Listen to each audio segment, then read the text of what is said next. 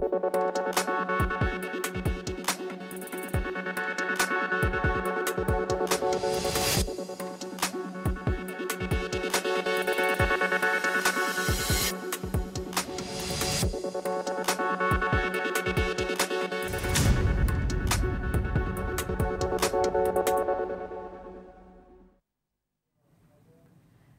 जन टीवी देख रहे हैं आप। मैं श्वेता शर्मा आपके साथ। खबरों की शुरुआत से पहले एक नजर डालेंगे अभी की हेडलाइंस पर। आज भाजपा की मंडल स्तरीय समीक्षा बैठक। प्रथम चरण के सदस्यता अभियान का लिया जाएगा फीडबैक। बीजेपी का दावा, पहले चरण में प्रदेश में 12 लाख लोग ले चुके हैं भाजपा की सदस्यता। -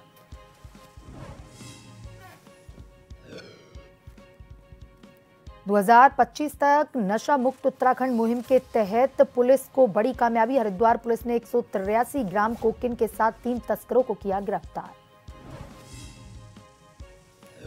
काशीपुर में पिछले कई दिनों से करीब 1 दर्जन जगहों पर है गुलदार का आतंक। देर रात फैक्ट्री में घुसा, 1.5 घंटे करता रहा चहलकदमी। वन विभाग का दावा, जानवर को पकड़ने के लिए लगाए गए हैं पिंजरे। पुरानी पेंशन बहाली की मांग को लेकर कर्मचारियों में आक्रोश। चंपावत में निकाली रैली, सरकार के खिलाफ नारेबाजी और किया विरोध प्रदर्शन।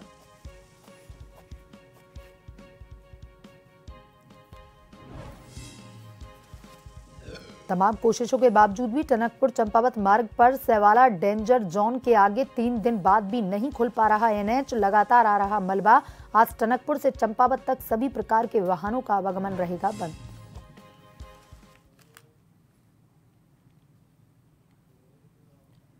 और अब खबरें विस्तार से। प्रदेश में आज भाजपा की मंडल स्तरीय समीक्षा बैठक होगी। बैठक में प्रथम चरण के सदस्यता अभियान की समीक्षा होगी। 2 सितंबर से 25 सितंबर तक पहले चरण का सदस्यता अभियान चला। भाजपा का दावा है कि प्रदेश में करीब 12 लाख लोग भाजपा की सदस्यता ले चुके हैं। 2 अक्टूबर से सदस्यता अभियान का दूसरा चरण शुरू होगा, जो कि 15 अक्टूबर तक चलेगा।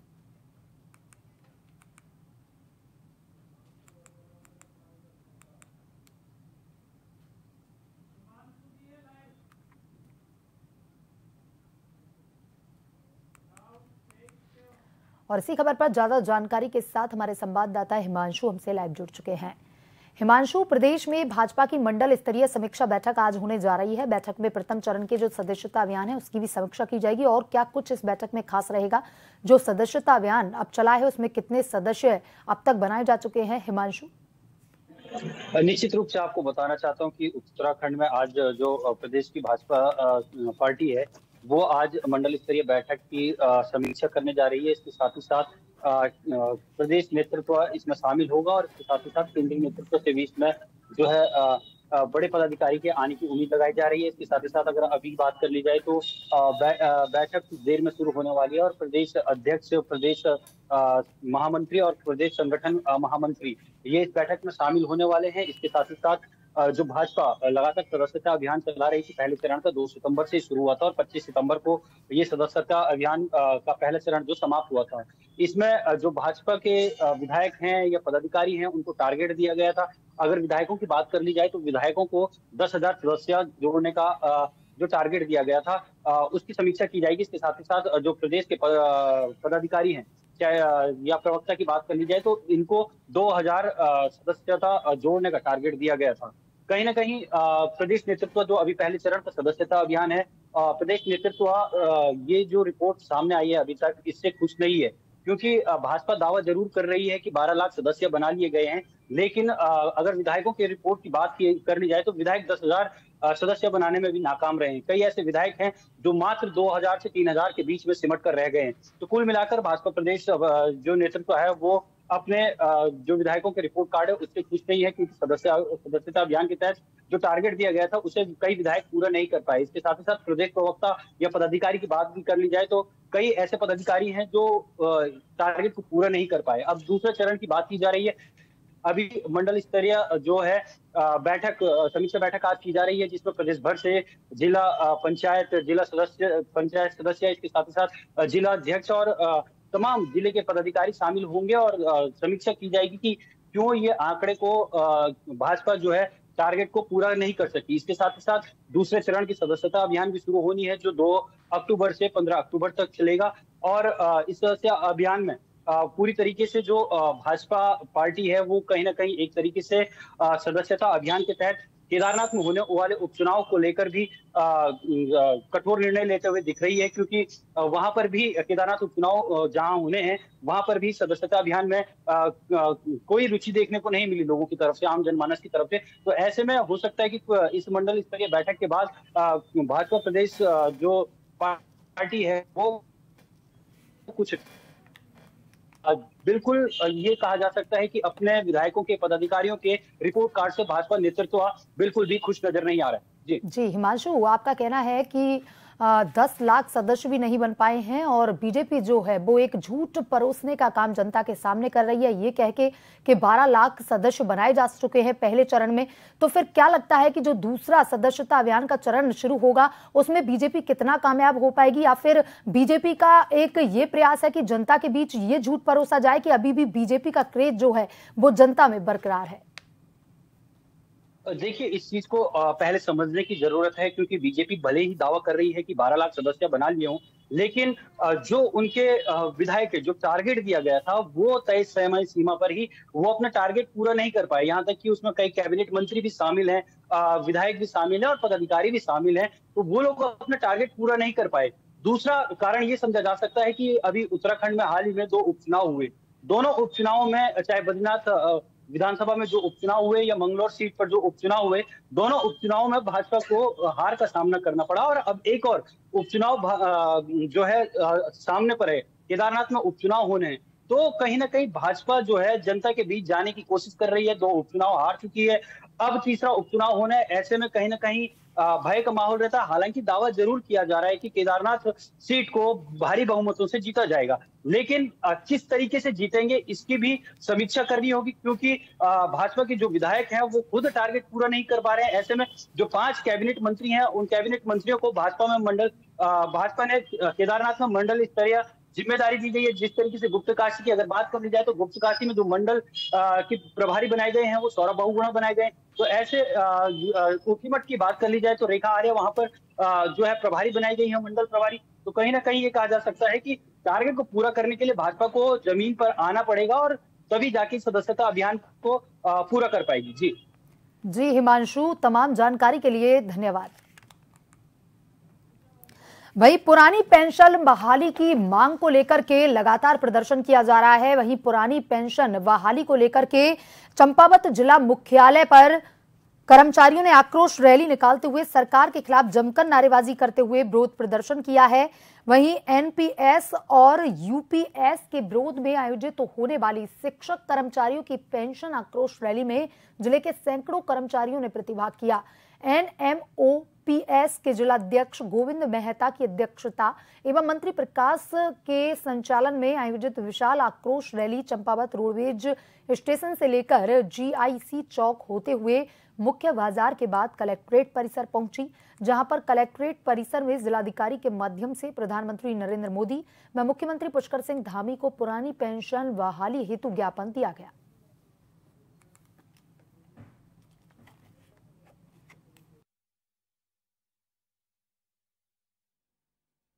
मांग है कि पुरानी पेंशन की बहाली हो जाए। जो सरकार ने 2004 में जबरदस्ती एनपीएस योजना लागू की थी केंद्र और राज्य सरकार के कर्मचारियों पर, जिसको हमारे राज्य में भी लागू किया गया था, और उसके दुष्परिणाम जो है तो हमारे सामने आने लगे हैं। क्योंकि उस पेंशन से जो भी साथी हमारा रिटायर हो रहा है उसको जीवन भत्ता गुजारा तक बड़ी मुश्किल होगी। उसकी पेंशन 1000 रुपये, 2000 रुपये, 3000 पड़ रही है, जितना कि सरकार जो है तो वृद्धावस्था और पेंशन अभी देती है। लेकिन जो अब सरकार ने के द्वारा जो है तो इसकी खामियों को पकड़ा गया, उसके बाद सरकार ने इसमें थोड़ा सा यू टर्न लेते हुए पिछले साल के लोकसभा चुनाव के परिणामों को देखते हुए सरकार ने यूपीएस व्यवस्था लाई है। जो यूपीएस है वो एनपीएस से भी घातक है। जो हमारा 10% हमारा एनपीएस में जाता था, सरकार अब इसको जब्त करने की साजिश रच रही है, जिसका हम कर्मचारी संगठन आज पूरे देश भर में सभी जिला मुख्यालयों में इसका विरोध कर रहे हैं। द्वितीय चरण है। जैसा कि पहला चरण था 2 से 6 तक हमारा एक ट्विटर अभियान चला हुआ था। दूसरे अभियान के तहत हमारे देश के इसमें समस्त जिला मुख्यालयों पे ये चल रहा है। सरकार अभी भी नहीं चेती है, तो आगामी दिल्ली में महाधिवेशन होने वाला है। इसके बाद जो है घर घर जाकर ओपीएस के समर्थन में लोगों से समर्थन मांगा जाएगा और ओपीएस बाहर करने के लिए हम वोट फॉर ओपीएस अभियान भी चलाएंगे और आंदोलन आगे चलाएंगे। पिछले कुछ दिनों से देश में खाने पीने की चीजों में मिलावट की घटनाएं बढ़ती ही चली जा रही हैं। इन घटनाओं से साधु संतों में गहरा आक्रोश है और उन्होंने उत्तराखंड के मुख्यमंत्री पुष्कर सिंह धामी से भी सख्त कदम उठाने की मांग की है। आपको बता दें कि रोजाना खाने पीने की वस्तुओं में मिलावट की वीडियो भी सामने आ रही हैं। इन घटनाओं को रोकने के लिए यूपी के मुख्यमंत्री योगी आदित्यनाथ ने सख्त कदम उठाते हुए अधिकारियों मिलावटखोरों के खिलाफ कड़ी कार्रवाई करने के निर्देश दिए। धर्मनगरी हरिद्वार के साधु संतों ने भी इन घटनाओं पर चिंता व्यक्त की और कहा कि सनातन को टारगेट कर ऐसी साजिशें रची जा रही हैं। देवभूमि उत्तराखंड में भी देश दुनिया से लाखों श्रद्धालु आते हैं, इसलिए उनकी मांग है कि उत्तराखंड के मुख्यमंत्री पुष्कर सिंह धामी को भी यूपी की तर्ज पर सख्त कदम उठाने चाहिए।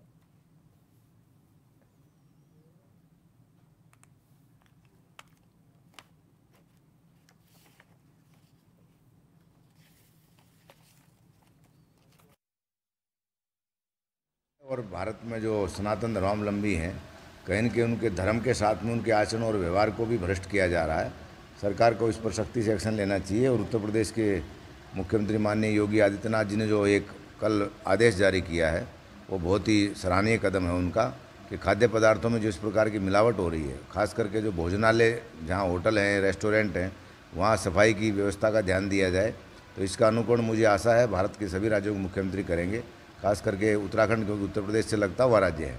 तो यहाँ भी जो हज़ारों की संख्या में, लाखों की संख्या में, करोड़ों की संख्या में तीर्थयात्री आते हैं, तो उनके साथ में किसी प्रकार का भोजन के मामले में खिलवाड़ ना हो, इसके लिए माननीय मुख्यमंत्री पुष्कर सिंह धामी से भी मैं अनुरोध करूँगा कि उनको भी सख्ती से अधिकारियों को निर्देश देना चाहिए। ये बहुत बड़ा एक संकट पूरे देश के सामने आप मीडिया के माध्यम से आया है कि लोग कोई उसमें मूत्र विसर्जन कर रहा है, कोई थूक रहा है, कोई विभिन्न प्रकार को कुछ मिलावट कर रहा है। ये एक प्रकार से लोगों का विश्वास धीरे धीरे उठता जा रहा है। इस पर एक सख्त कार्रवाई की आवश्यकता है और जो पुलिस वेरिफिकेशन उसका होगा, उसकी सारी लिस्ट वहाँ का संबंधित थाना के पास रहे और जो लोग ढाबा संचालक है वो उसका नाम वास्तव में उसको उजागर करना चाहिए कि इसका प्रोपराइटर कौन है, किसके नाम से लाइसेंस इशू हुआ है और उस ढाबे का नाम उसे बोर्ड पर बड़ा बड़ा लिखा हो। ये करने की आवश्यकता है क्योंकि उत्तराखंड की जो सीमा है, जो उत्तर प्रदेश से आती है, इधर बिजनौर से, इधर मुजफ्फरनगर से, सहारनपुर से, यहाँ पर देखेंगे कि रोड साइड पर जो ढाबे हैं वो देवी देवताओं की प्रतिमा लगाकर मुसलमान संचालित करता है और मुसलमान के जो कर्मचारी कारीगर हैं वो ऐसी वीडियो डाल रहे हैं। सांस्कृतिक समिति पेट पड़ाव के तत्वाधान में भीमताली शैली पर कई वर्षों से रामलीला का मंचन किया जाता है, लेकिन इस बार समिति व एक दूसरे पक्ष में विवाद को लेकर पूर्व में रामलीला मंचन को लेकर संकट के बादल मंडराने लगे। समिति का विवाद जहां एक और एसडीएम कोर्ट में चल रहा है, तो वहीं समिति के चुनाव को लेकर रजिस्ट्रार ऑफिस में भी कार्रवाई गतिमान है। आरोप प्रत्यारोप के बाद एसडीएम राहुल शाह द्वारा तहसीलदार कुलदीप पांडे को रिसीवर नियुक्त किया गया था। तहसीलदार द्वारा अपने साथ 5 अधिकारियों की एक टीम बनाई गई थी। इस टीम द्वारा कुछ दिन पूर्व दोनों पक्षों की हुई बैठक के बाद दोनों में हुए विवाद की स्थिति को देखते हुए तहसीलदार ने रामलीला मंचन न करने का निर्णय लिया। तहसीलदार के निर्णय को लेकर लोगों द्वारा कई प्रकार की प्रतिक्रियाएं व्यक्त करते हुए रामलीला मंचन करने की बात कही गई थी, जिसके बाद गुरुवार को तहसीलदार कुलदीप पांडे और गठित टीम द्वारा दोनों पक्षों की बैठक समिति परिसर में आयोजित करवाई गई। इस बैठक में कई और लोग भी मौजूद रहे। बैठक में दोनों पक्षों में आरोप प्रत्यारोप के बाद जमकर हंगामा हुआ। इसके बाद एसडीएम ने मामले में विवाद को शांत करवाते हुए सभी की राय के बाद रामलीला मंचन करने पर सहमति जताते हुए पक्ष और विपक्ष से अलग बैठक में मौजूद 7 लोगों की एक समिति बनाई। यह समिति रामलीला मंचन कैसे हो, इसमें आने वाले खर्चे को कैसे किया जाएगा, इस पर अपनी राय देगी।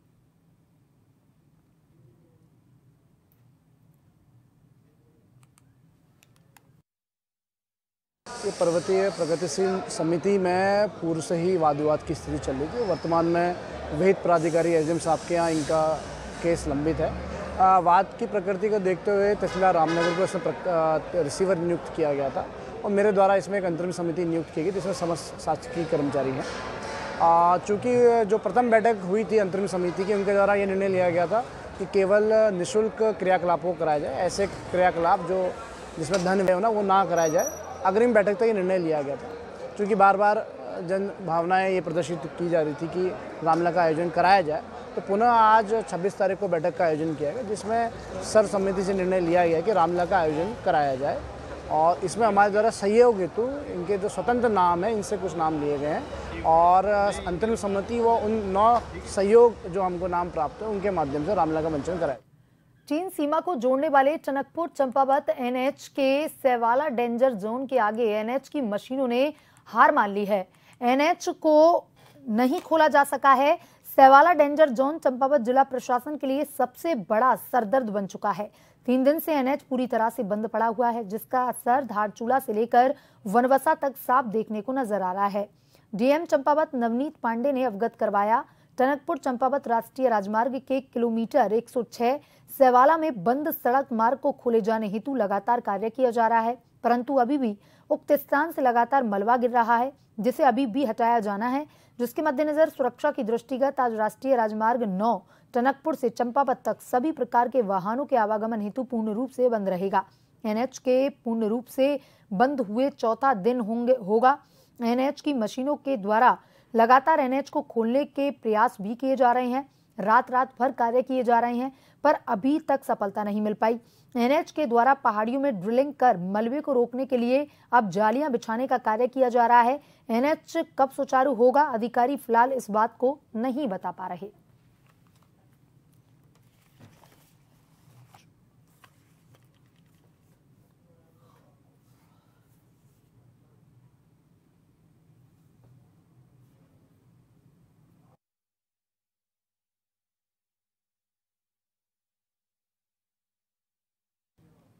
और इसी खबर पर ज्यादा जानकारी के साथ हमारे संवाददाता लक्ष्मण ऑनलाइन पर जुड़ चुके हैं। लक्ष्मण, टनकपुर चंपावत एनएच सेवाला के पास से अभी भी बंद है। 3 दिन गुजर चुके हैं, चौथा दिन आज है। काफी परेशानियों का सामना वहां पर करना पड़ रहा है। कब तक ये मार्ग खुल सकता है लक्ष्मण? जी श्वेता, मैं बताना चाहूंगा जो टनकपुर चंपावत एनएच है, आज उसे बंद हुए लगातार आज चौथा दिन है। एनएच की मशीनें जो कार्य करने में जो छूटी हुई है, आज सुबह जो लगातार बारिश हुई उसके बाद एनएच में और ज्यादा भारी मलबा जो है आ चुका है, जिस कारण जो है मलबे ने प्रशासन की और मुसीबतें बढ़ा दी हैं। फिलहाल एनएच खोलने के प्रयास जारी है, लेकिन अभी तक सफलता नहीं मिली है। एनएच बंद होने से लगातार एनएच बंद होने से जो व्यापारियों और जनता की मुसीबत के साथ साथ प्रशासन की भी मुसीबत बढ़ चुकी है। जनता प्रशासन पर दबाव बना रही, व्यापारी दबाव बना रहे कि जल्द से जल्द एनएच को खोलो, लेकिन फिलहाल अभी एनएच खुलता हुआ नजर नहीं आ रहा है। जो प्रशासनिक अधिकारी का लोग इस बात की कोई गारंटी नहीं दे रहे हैं कि एनएच कब तक खुलेगा, लेकिन कार्य जारी है। जनता की मुसीबतें इस समय में बढ़ी हुई है। चंपावत के साथ साथ पिथौरागढ़ जिला भी जो है प्रभावित हो चुका है। जी लक्ष्मण, लगातार मलबा जो है पहाड़ियों से गिर रहा है, मलबे को रोकने के लिए या फिर सड़क पर आने से रोकने के लिए क्या कुछ प्रयास अब वहां पर किए जा रहे हैं?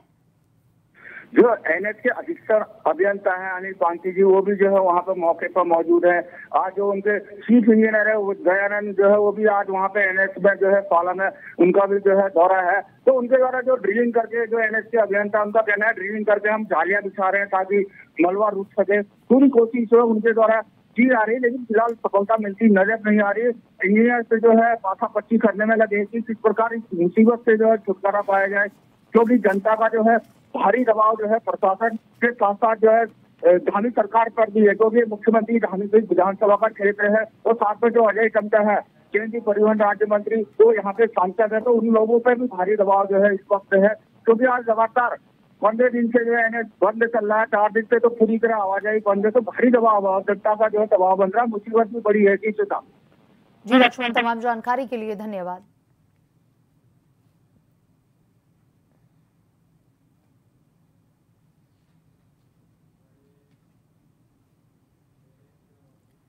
सेवाला में लगातार बंद चल रही टनकपुर पिथौरागढ़ ऑल वेदर सड़क पर राजनीति गर्मा गई है। चंपावत के पूर्व कांग्रेसी विधायक हिमेश खरगवाल के नेतृत्व में कांग्रेस कार्यकर्ताओं ने सेवाला में प्रदर्शन करते हुए सरकार व प्रशासन के खिलाफ जोरदार नारेबाजी की।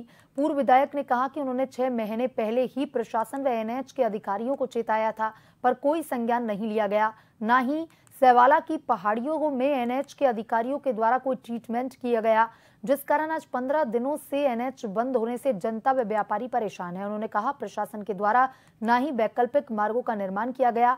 साथ ही आरोप लगाते हुए कहा सैवाला से सिर्फ पत्थर चोरी करने का कार्य किया गया है।